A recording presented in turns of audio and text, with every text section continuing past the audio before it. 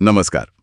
आज की हमारी पड़ताल केंद्रित है एक युवा कवि चंदन राठौर पर। उन्हें द राठौर साहब या फिर उनके कवि नाम वैराग्य से भी जाना जाता है। हमारे पास है उनकी कविताओं की एक लिस्ट, उनकी थोड़ी पृष्ठभूमि, कुछ कोट्स और उनकी कलम से लिखी उनकी जीवन यात्रा के कुछ हिस्से। तो मिशन है, यूं कहिए, इन स्रोतों से इस शायर के दिल और दिमाग में उतरना, उनकी सोच, उनकी प्रेरणाएं, ये सब समझना। बिल्कुल। और शुरुआत अगर उनकी पृष्ठभूमि से करें तो स्रोत बताते हैं कि चंदन राठौड़ का जन्म 20 जून 1990 को हुआ, चित्तौड़गढ़ के पास बेगू में। और लिखना तो मतलब स्कूल के दिनों से ही शुरू कर दिया था। अच्छा। लेकिन दिलचस्प बात यह है, और ये मुझे काफी अनोखी लगी, कि वो सिर्फ कवि ही नहीं है, वो एक हेल्थ केयर प्रोफेशनल भी है। ओह, हेल्थ केयर प्रोफेशनल। हाँ, झील अस्पताल में जनरल एडमिन, और इस फील्ड में उन्हें करीब 14 साल का अनुभव है। 14 साल हेल्थ केयर एडमिनिस्ट्रेशन में, ये तो सचमुच एक अनूठा मेल है। मतलब अस्पतालों का वो प्रशासनिक माहौल और दूसरी तरफ कविताओं की वो भावनात्मक दुनिया। क्या स्रोतों से इस पर कुछ पता चलता है कि ये दो अलग अलग पहलू उनके लिखने पर कैसे असर डालते होंगे? देखिए, सीधे तौर पर तो स्रोत ये नहीं बताते, लेकिन हम अंदाजा लगा सकते हैं, है ना। उनका काम उन्हें रोजमर्रा की जिंदगी से जोड़ता होगा। शायद बीमारी, तकलीफ, मानवीय रिश्ते, इनके कई अनछुए पहलुओं से उनका सामना होता होगा। हाँ, ये तो है। और जब हम उनकी रचनाओं को देखते हैं, 350 से ज्यादा कविताएं। बाप रे, 350! हाँ, और सिर्फ कविताएं नहीं, 15 हिंदी गीत, सामाजिक मुद्दों पर नाटक जैसे कन्या भ्रूण हत्या पर स्टॉप फीमेल फोर्टिसाइड, कहानियां हैं, स्क्रिप्ट्स हैं, यहाँ तक कि एक टीवी सीरियल की कहानी पिता एक पार्ट। तो ये रेंज काफी बड़ी है। सही बात है। और उनकी कविताओं की श्रेणियां भी आपने देखी। दुख, प्रेम, बेटी, भारतीयता, जीवन, मृत्यु। मतलब कितना बड़ा कैनवास है। ये जो कवि नाम है वैराग्य, जिसका मतलब स्रोतों के अनुसार वियोग पर लिखने से जुड़ा है, क्या लगता है ये उनके हेल्थ केयर के अनुभवों से भी जुड़ा हो सकता है? जैसे जीवन की नश्वरता या अलगाव का अनुभव। ये एक सोचने वाली बात है। बिल्कुल।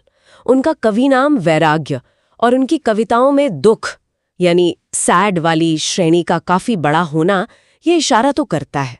और स्रोतों में उनकी कविताओं के साथ पोएम हिस्ट्री का जिक्र है, जिससे पता चलता है कि कई कविताएं असल में व्यक्तिगत दुख या किसी नुकसान से निकली हैं। अच्छा। बेटी भी एक बहुत महत्वपूर्ण विषय है उनके लिए। कविताएं भी हैं, नाटक भी हैं इस पर। हाँ। और हाँ, एक नाम है रोबो। ये बार बार उनकी प्रेरणा के तौर पर आता है। हालांकि स्रोत ये साफ नहीं करते कि ये कौन है या क्या है।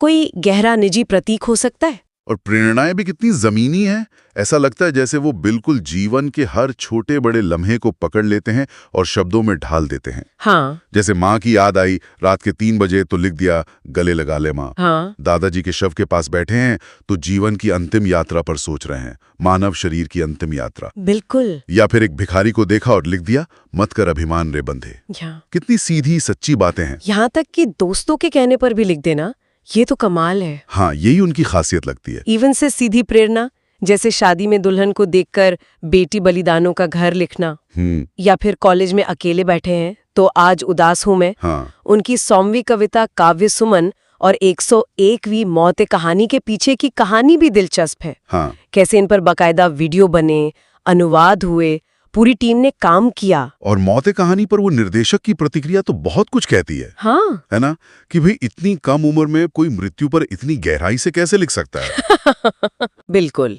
ये सीधा उनके वैराग्य वाले पहलू से जुड़ता है और शायद जीवन को बहुत करीब से, बहुत गहराई से महसूस करने की उनकी क्षमता दिखाता है। हाँ, ये उनके लेखन की परिपक्वता दिखाता है। और उनकी योर कोट प्रोफाइल भी है, जो एक ऑनलाइन प्लेटफॉर्म है। वहां से कुछ पंक्तियां उनके अंदाज की झलक देती हैं, जैसे माँ से कुछ मांगने के लिए कभी सब्र नहीं करना पड़ता, फिर लोग माँ को भगवान कैसे नहीं मान लेते। कितनी सीधी सरल बात है, लेकिन असरदार है। बिल्कुल। या फिर वो वाली, बचा के रखो रिश्ते चंदन, कब्र से मुर्दे लौट कर नहीं आते। रिश्तों की अहमियत पर एक सीधी सच्ची टिप्पणी। तो अगर हम इन सब स्रोतों को समेटें तो क्या तस्वीर उभरती आखिर में? तस्वीर उभरती है एक ऐसे कवि की जो अपने आसपास की दुनिया और अपने अंदर के भावों के प्रति मतलब बेहद संवेदनशील है। चंदन राठौड़ जीवन के हर रंग को, खुशी, गम, सामाजिक चिंताएं, निजी रिश्ते, यहाँ तक कि मृत्यु जैसे गंभीर विषय सबको अपनी कविताओं का हिस्सा बनाते हैं। और हो सकता है कि उनका वो हेल्थ केयर वाला अनुभव उन्हें जीवन की क्षणभंगुरता और मानवीय भावनाओं की गहराई को समझने में एक अलग नजर देता हो। हाँ, संभव है। जो उनके वैराग्य नाम और उनके लेखन दोनों में झलकता है। उनकी कलम रोजमर्रा की घटनाओं से लेकर गहरे भावनात्मक मंथन तक सब कुछ कागज पर उतार देती है। वाकई एक हेल्थ केयर एडमिन का वैराग्य कवि होना, ये कॉम्बिनेशन अपने आप में कई सवाल और सोचने के बिंदु छोड़ जाता है और अंत में श्रोताओं के लिए एक विचार छोड़ते हैं। क्या हर अनुभव, चाहे वो कितना भी साधारण लगे या कितना भी दर्दनाक क्यों न हो, रचनात्मकता की चिंगारी बन सकता है? और किसी व्यक्ति को अपनी हर कविता की प्रेरणा उसके जन्म की कहानी को इतने विस्तार से सहेज कर रखने के लिए कौन सी बात प्रेरित करती होगी? क्या ये अपने अनुभवों को समझने की एक कोशिश है या भविष्य के पाठकों के लिए एक पुल बनाने का प्रयास? इस पर जरूर सोचा जा सकता है।